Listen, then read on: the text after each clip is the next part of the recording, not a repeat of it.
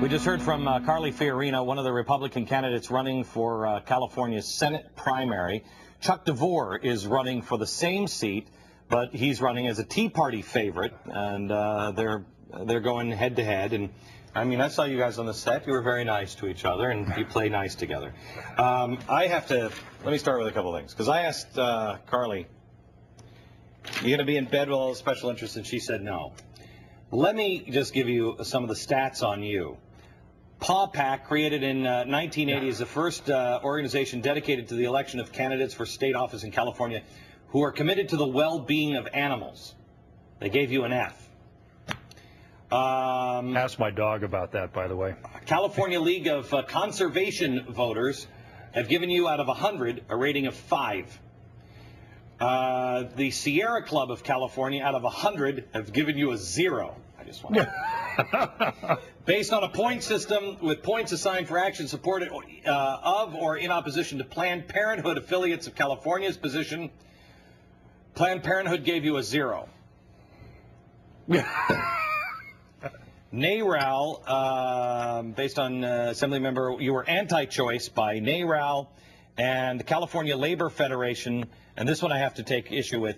Labor Federation, AFL-CIO give you 15% approval rating. Why so high? Well, I was a dues-paying member of the AFL-CIO. That's how I worked my way through college as a carpenter. You know, we were sitting on the set, and you said to me, and nobody has this conversation. I mean, look, man, this show is it's a geek fest. He said, you know, Woodrow Wilson and the progressive movement, what people don't understand is that's the real root of the problem. It is. What makes you say that? Well, Woodrow Wilson and people like Frank Goodnow, about 130 years ago, saw the Constitution as a roadblock to their plans for perfecting government and for basically ushering in a paradise on earth.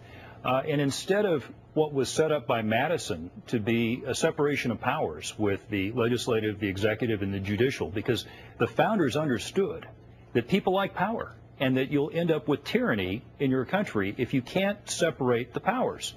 And so what the progressives thought, kind of drawing on the writings of Hegel, is that we have the administrative state, the political, where you have the politicians who are elected, and the administrative. And the administrative then has your technocrats, your civil servants, your bureaucrats, your unelected people whose job it is to draft the regulations, because, of course, the politicians can't be trusted to get it right. Now, a lot of this I learned and came into a more deep understanding of it through the Claremont Institute, which is a very important think tank out here on the West Coast that's based on constitutional governance and the study of statesmanship. I was very fortunate in 2004 to go through an 8-day program called the Lincoln Fellowship, where you learn about the founding principles of the United States and about those who don't like those founding principles. So then how do you, by the way, here, you deserve a water for that one too. I mean, you could have the phone. Take the phone with you. There's very few. They never call. No. They never call. To try to get people to understand that is, I think, the greatest challenge. And we have to take a break. I have to take a break, but I want to start back here. You were one of the guys, you resigned your office here, or your position here in California State Assembly. You said you guys are mad, you're out of your mind. And so you walked away. But people are saying right now, and it's only going to get worse the closer you get to election, you know you can't go out. You need to have somebody that can work in the system. I think the system is it's riddled with a disease called progressive. If you've got cancer, no doctor says, start using filter-tip cigarettes. They say, no more cigarettes. Right. Progressive and the progressive idea are the cigarettes. So you tell me how to fix it. Wait. Just a minute. Next. We're back with Chuck DeVore running for California, a Republican Senate primary race. Chuck, when we left, I said, you're going to fix it. You go to Washington. How are you going to fix it? Well, first of all, we have to follow the Constitution. That's the very first thing that any lawmaker does when they get sworn in. This audience won't, but most people will say, well, where aren't we following the Constitution? Well, where do we start? I think a good obvious place is the 10th Amendment. As a state lawmaker, I find my power as a state lawmaker is often being short-circuited at the federal level. For example, the stimulus.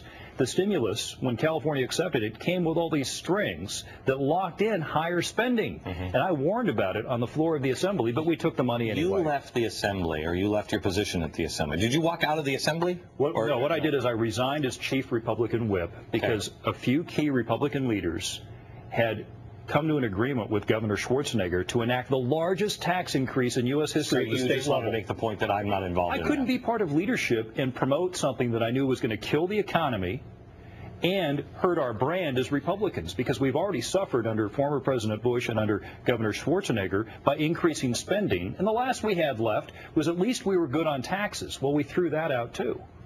I have to tell you, America, this weekend, and I don't endorse anybody. You got to make up your own mind. But I met with Michelle Bachmann on Friday? Was it Friday? Friday night. I spent like 30 minutes. I've never really sat down with her. And I really liked her. I think she's the real deal. Whether she's right for Minnesota, that's for Minnesota to decide.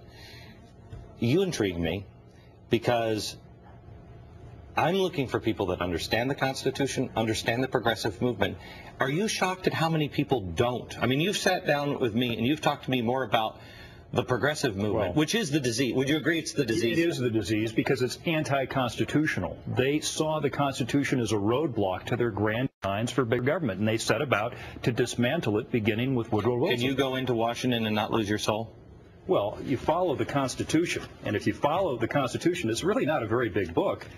You follow the Constitution, and the preamble of the Declaration of Independence is the mission statement of government, that government exists to ensure that our inalienable rights, that we can pursue them, not to try to give them to us with money borrowed from China. Back in a second. Best of luck.